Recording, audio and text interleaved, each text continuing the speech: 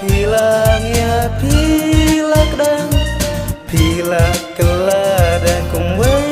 kembang Kisuri làm thì đi tắt đôi ya ding y tăng khen đẹp cô Kisuri làm thì đi tắt đôi ya ding y tăng khen đẹp cô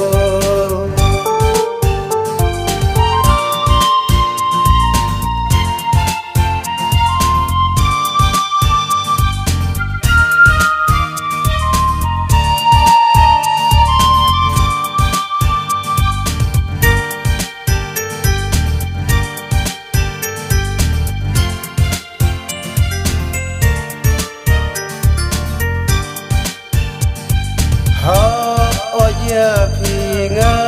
isi sia tang ti jing hit ba kanai Henry balai ko inanga dan si bol wa phi jai no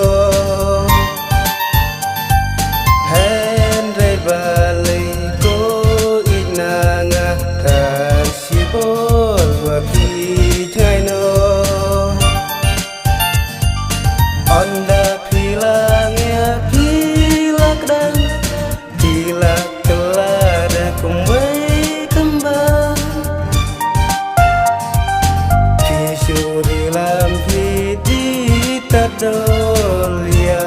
ding y tăng khen đẹp cô Kisuri làm thì đi tắt đôi ya ding y tăng khen đẹp cô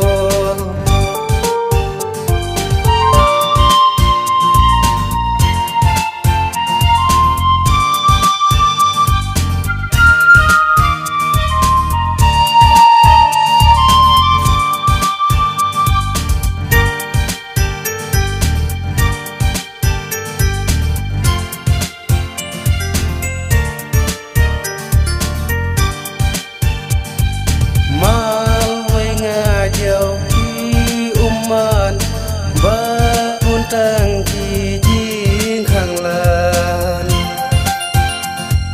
balai kum ne kain ta si sha ka wan dia hajing in dengar balai kum ne kain ta si sha ka wan dia hajing